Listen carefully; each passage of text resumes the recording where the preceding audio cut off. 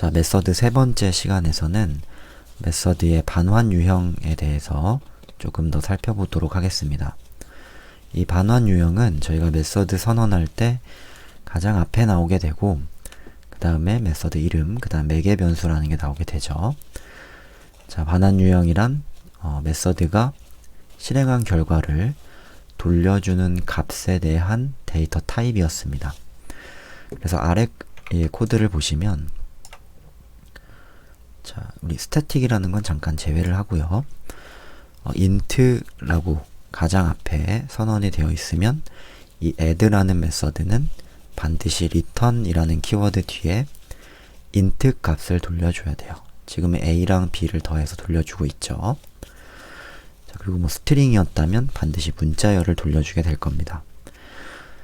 자, 이 반환 유형은 메서드에 꼭 있어야 되는 건 아니고 당연히 없을 수도 있습니다. 자, 그렇다면 이 반환 유형을 안 적는 것이 아니고요. 이 반환 유형 자리에 void라고 적어주시게 되면 됩니다. 자, 그럼 void 메서드는 반환 유형이 없다라는 뜻이고, 저희가 굳이 return 뒤에 어떤 값을 실지 않더라도 메서드가 정상적으로 실행하게 됩니다. 그리고 당연히 메서드의 실행 결과로 돌아오는 값은 없겠죠. 자, 저희 예제로 이 반환 유형에 대해서 조금 더 살펴보도록 할게요. 자, 세 번째 클래스 생성하도록 하겠습니다. 새로운 클래스로 메서드 example 03이라고 할게요.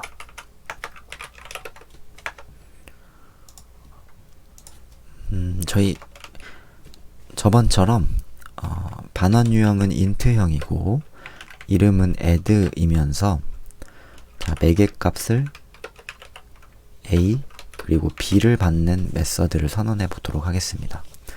자, 이거는 여러분 반환 유형이 있는 메서드예요. 그래서 return이라는 키워드 뒤에 저희는 int형으로 값을 돌려주셔야 됩니다. 자, a 더하기 b라는 값을 이렇게 돌려주실 수 있을 거예요. 그리고 여기다가는 스태틱이라고 이렇게 적으실 수 있죠.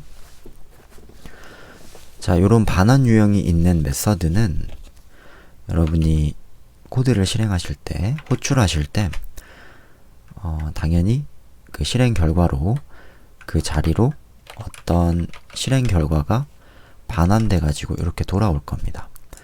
그래서 저희가 이 실행 결과를 정수형 변수에 이렇게 저장하실 수도 있는 거고, 자, result라는 값을 출력해 보실 수도 있는 거예요. 이렇게 말이죠.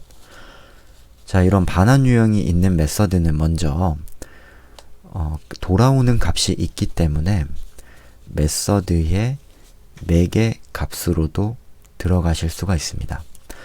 사실 요 println이라는 거는 여러분 소괄호를 지니고 있는 메서드예요. 근데 여기에 저희가 메서드를 그대로 써준다라는 거는 실행한 결과로 그 값이 돌아와서 그 값을 메서드 안에서 호출한다라는 의미입니다. 자, 이런 게 반환 유형이 있는 메서드는 가능하다 이거죠. 자, 예를 들어서 add 소괄호라고 하고, 자, 이 add 메서드는 매개 변수를 2개를 받고 있죠. 자, 이 메서드의 매개 변수 안에, 자, 이렇게 메서드를 호출하는 문장이 들어가실 수도 있다라는 겁니다. 자, add 3, 4라고 하죠. 메서드 안에 메서드가 들어가는 형태죠. 자, 이게 반환 유형이 있는 메서드에서는 가능한 거예요. 자, 그럼 어떻게 해석을 하시면 되냐?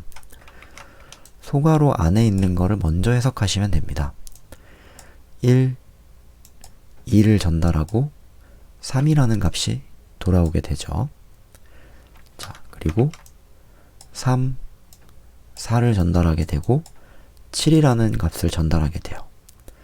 자, 그리고 결론적으로 3, 7이라는 값을 다시 여기다가 전달을 해서 최종적인 실행 결과로 10이라는 결과를 이렇게 돌려주게 되는 겁니다. 자, 그러므로 마찬가지로 이런 메서드는 저희가 결과를 좌측에다가 이렇게 저장하실 수가 있고, 자, result2는 10이라는 결과가 나오게 돼요. 자, 이게 반환 유형이 있는 메서드들의 특징이었어요. 그러면 여러분 반환 유형이 꼭 필요한 건 아니겠죠? 자, 이제 이런 경우엔 우리 이 반환 유형 자리에 void라고 적어주시면 됩니다. 반환 유형이 없는 메서드를 선언해 볼게요. 그러면 void라고 적고요. 그 다음에 이름은 저희가 multi라고 할게요. 자, 그리고 int a, int b라는 두 가지 값을 받도록 할 겁니다. 자, void라고 적으니까 저희가 return이라는 키워드를 적지 않으셔도 메서드에 빨간불이 없어요. 자, 그거는 return 키워드를 작성하지 않으셔도 된다라는 의미고, 이 multi 메서드는 반환하는 값이 없다라는 뜻입니다.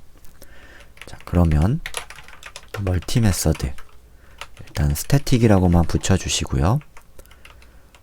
자, 여기 안에서 출력문으로 a 그 다음에 곱하기 b는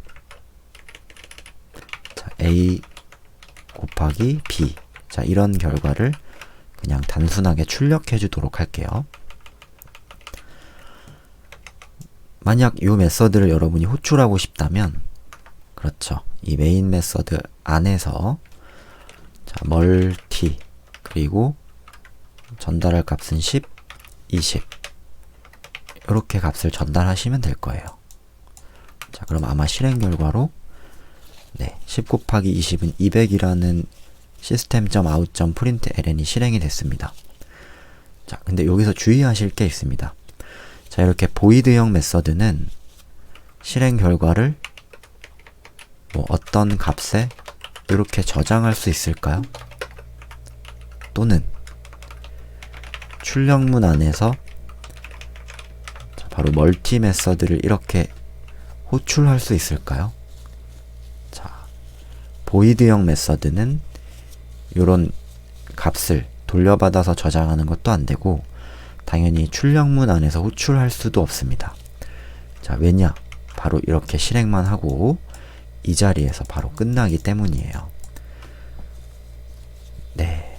자, 그래서 이런 void 메서드는 단순히 이제 돌아오는 값이 없기 때문에 여러분이 무엇만 할 수 있는 거냐면 바로 멀티라는 이런 메서드를 호출만 하실 수가 있는 겁니다. 자, 단순하게 실행밖에 못 시킨다라는 의미죠. 네, 무슨 말인지 아시겠죠? 자, void형 메서드는 단순히 호출만 가능합니다. 이 부분에서 나중에 보면 실수를 꽤 많이 하시더라고요. 그러면 우리 반환 유형도 없고 매개 변수도 없는 이런 메서드를 하나만 만들어 볼까요? 자, 바로 void라고 적고요. 그 다음 메서드 이름을 적고, 그 다음에 소괄호를 비워 두신다면, 그렇죠. 네, 바로 이것도 메서드입니다. 자, 반환 유형도 없고, 그 다음에 매개 변수도 없는 유형이 되겠죠. 자, 그럼 여기 안에다가는 저희 출력만 하나 해줄게요. 2-1은 1이다. 자, 그럼 void형 이 메서드도 여러분 단순하게 이 메인 안에서 serve라고 쓰셔서 이렇게 호출만 하실 수 있는 겁니다. 자, 얘도 마찬가지로 여러분 스태틱을 이렇게 붙여주셔야 됩니다. 이런 형태로요. 자, 그럼 실행 결과가 바로 이렇게 뜨게 되네요. 자, 그러면 이번 저희 반환 유형이 없는 유형도 이제 확인을 해봤네요. 그럼 여태 저희가 메서드 1, 2, 3회를 다 들었다면 메서드의 모든 유형을 다 확인하셨을 겁니다. 반환 유형이 있기도 하고 반환 유형이 없기도 하고, 그 다음에 매개 변수가 있기도 하고 매개 변수가 없기도 한 유형을 저희가 확인해 봤네요. 자, 그럼 마지막으로 void형에서 사용되는 return의 의미, 한 가지만 확인해 보고 가도록 하겠습니다. 보이드형에서도 리턴을 사용할 수 있는가? 네, 정답은 yes입니다. 자, 만약에 저희가 보이드 메서드 print라는 메서드를 이렇게 만들었어요. 자, 여기서도 저희 return이라는 키워드를 사용하실 수가 있습니다. 자, 다만 요 뒤에 여러분이 어떤 값을 이렇게 실어 넘기는 행동은 절대 하실 수가 없는 거고요. 단순하게 return이라는 구문만 사용하실 수가 있어요. 자, 그러면 이 return의 의미는 도대체 어떤 유형이 되는 거냐? 바로 이 return 키워드는 두 가지의 의미를 갖습니다. 바로 값의 반환과 그 다음에 동시에 메서드의 종료를 의미하게 돼요. 그렇죠. 바로 이 자리에서 메서드를 종료하겠다라는 의미입니다. 이런 거는 이제 특별하게 보이드형 메서드에서만 사용할 수 있는 형태고, 보이드형에서 이 리턴의 의미는 그냥 단순히 그 자리에서 메서드를 종료하겠다라는 의미예요. 자, 그렇기 때문에 이 자리에서 메서드가 끝나겠죠? 그래서 이 리턴문 아래에는 여러분이 코드를 이런 식으로 작성하실 수가 없습니다. 네, 마우스를 이렇게 올려보시면 자, 도착할 수 없는 코드다라고 뜨게 되죠. 네. 자, 그래서 리턴의 우리 특별하게 보이드형 메서드에서 단순 리턴의 의미까지 확인을 해보시면 되겠습니다. 그러면 저희가 이 메서드의 모든 형태를 다 확인을 해봤어요. 이 메서드는 정말 중요하기 때문에 여러분이 완벽하게 학습을 하고 다음 파트로 넘어갈 수 있게끔 해주시면 좋을 것 같습니다. 여기 스태틱을 빼먹었네요. 네.